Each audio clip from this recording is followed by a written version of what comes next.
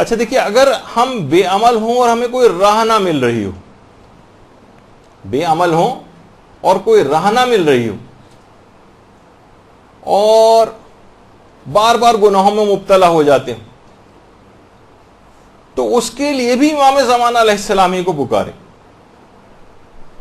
وہ آپ کی ہر چیز کی اصلاح کر دیں گے. باقاعدہ نجم الثاقب علامہ طبرسی کی جو ہے کہ شیخ مفید نے ایک مرتبہ علمی اشتباہ کیا تھا اور امام نے آ کر اس کو کریکٹ کیا تھا، اصلاح کی تھی ان کی. مجالس المومنین میں قاضی نور اللہ شستری نے لکھا ہے کہ علامہ ہلی نے ایک رات میں وہ پوری کتاب امام زمانہ علیہ السلام نے لکھوا دی تھی، اور جس کو اگلے دن ان کو واپس کرنا تھا اور جواب لکھنا تھا. اتنا تفصیل کا موقع نہیں ہے. اور یعنی امام زمانہ اس طرح سے مدد کے لیے فوراً ہر مومن کی مدد کے لیے ہر وقت تیار. آیت الحق کے نام سے جو کتاب لکھی گئی ہے، جس میں آیت اللہ علی آقا قاضی کی کچھ حالات زندگی تحریر، اس میں آقا سید ہاشم رضوی ہندی کشمیری، کشمیر سے ان کا تعلق تھا، ایک لحاظ سے انڈیا سے تعلق تھا. ان سے ایک واقعہ اس کے اندر نقل ہوا ہے کہ انڈیا کے ایک اور طالب علم تھے ہاشمی رضوی ہندی، خود وہیں کے تھے، یا ایک اور طالب علم سید علی نقی ہندی کے متعلق فرماتے ہیں کہ وہ نجف میں زیر تعلیم تھے، انتہائی مقدس اور پرہیزگار طالب علم تھے. کہہ رہے ہیں وہی زمانہ تھا، اس زمانے میں آیت اللہ سید کاظم یزدی کا انتقال ہوا تھا. اچھا، آیت اللہ ایکسٹریم سیدھے ہاتھ کے اوپر آپ کو نظر آ رہے ہیں، یہ آیت اللہ ہاشم رضوی ہندی ہیں، اور درمیان میں آیت اللہ میر جہانی ہیں. یہ خود انتہائی آیت اللہ ابو الحسن اصفہانی کے بہت قریبی افراد میں ان کا شمار ہوتا تھا، بلکہ ان کے دوستوں میں شمار ہوتا تھا آیت اللہ میر جہانی کا. اور ان کی خصوصیت یہ تھی کہ جب بھی مجلس پڑھنے کے لیے جاتے تھے، جب تک کہ بہار الانوار کی 110 جلدیں مکمل نہیں پڑھ لیتے تھے تب تک مجلس پڑھنے نہیں جاتے تھے. بہت مقدس علماء، ہمارے کہکشاں ایک علماء کی. تو ہاشم رضوی ہندی یہ خود بڑے عرفا میں ہیں، تو یہ فرماتے ہیں کہ اسی زمانے میں آیت اللہ سید کاظم یزدی کا انتقال ہوا تھا، اور ایک ساتھ ہی بہت سے مراجع انتقال کر گئے تھے، جس میں آیت اللہ مرزا محمد تقی شیرازی بھی تھے. یہ دونوں مراجع کا جب انتقال ہو تو اس کے بعد اچانک سے بہت سارے نام آ گئے تقلید کے حوالے سے، اور لوگ تھوڑے سے کنفیوز ہو گئے کہ ان میں سے کس کی تقلید کریں. تو وہ جو طالب علم تھے سید علی نقی ہندی، وہ بڑے پریشان ہوئے، دماغی طور پر بہت مضطرب ہوئے کہ آخر میں ان میں سے کس کی تقلید کروں، اور بات واضح نہیں ہو رہی تھی. بہت سارے رسالے عملیہ آ گئے تھے. سوچا کہ میں اپنے زمانے کے امام سے توسل کرتا ہوں، اور اس کے بعد انہوں نے مسجد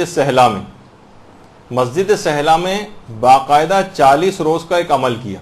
مسجد سہلا کا ایک خاص عمل ہے 40 روز کا. اس زمانے میں، اب تو خیر بہت پرشکو ہو گئی، اس زمانے میں مسجد سہلا تقریباً ایسی ہوا کرتی تھی.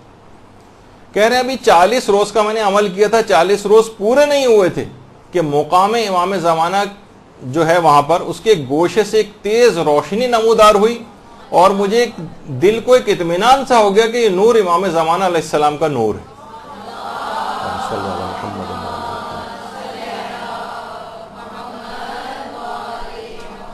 اس نورانی شخصیت نے مجھ سے کہا، اور ایک مسجد سہلا کے ہی ایک گوشے میں بیٹھی ہوئی شخصیت کی طرف اشارہ کیا کہ اس سید کی تقلید میں چلے جاؤ.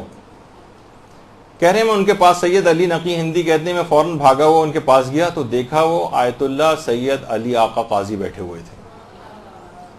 اچھا، کہہ رہے ہیں کہ ان کے دل میں خیال، اچھا طالب علموں کی بہت سی اقسام ہے، اتنی جلدی بہت سی چیزوں کا اعتبار نہیں کرتے. کہا کہ یہ ٹھیک ہے، میرے لیے تو یہ سید کا یہ تعارف ہو گیا، لیکن جب تک یہ خود آ کر مجھ سے نہ کہیں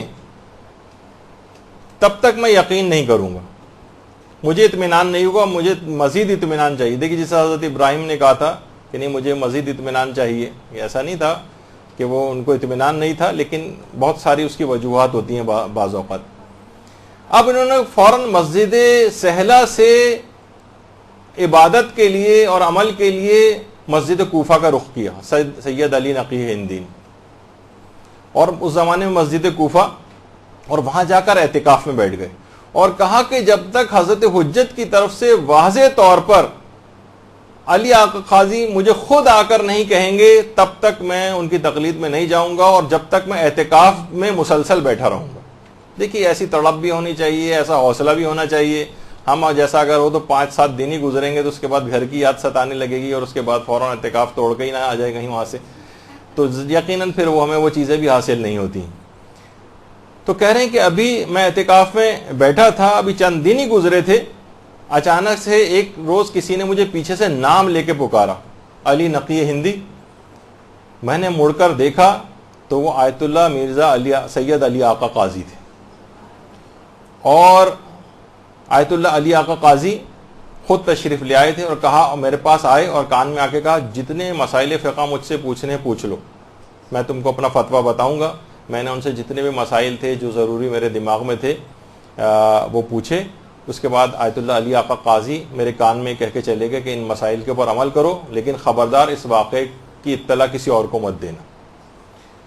اس کے بعد سید علی، میں نے ان کے مرنے کے بعد، آیت اللہ کے مرنے کے بعد انہوں نے واقعہ دوسروں کو بتایا تھا۔ علی نقی ہندی کہتے ہیں کہ جب تک وہ زندہ رہے میں ان کی تقلید میں رہا، اور انہی سے میں مسائل پوچھنے کے لیے جاتا تھا، یہاں تک کہ جب آیت اللہ علی آقا قاضی کا انتقال ہو گیا تو کہہ رہے ہیں اس کے بعد بھی میری یہ حالت رہی کہ جب بھی کوئی مسئلہ مجھے پیش آتا تھا اور مجھے اس کا حل معلوم نہیں ہوتا تھا، علی آقا قاضی خواب میں آ کر مجھے اس مسئلے کی تعلیم کرتے تھے۔ اللہم صلی علی محمد۔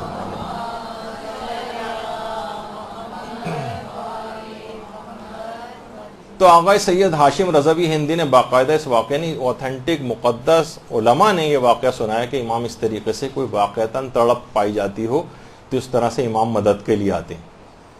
اچھا، علمی مدد درکار ہو امام علمی مدد کرتے ہیں، معاشی مدد درکار ہو معاشی مدد کرتے ہیں، بس تڑپ ایسی ہونی چاہیے۔ برحمتک یا ارحم الراحمین وصلی اللہ علی محمد وآلہ الطاہرین۔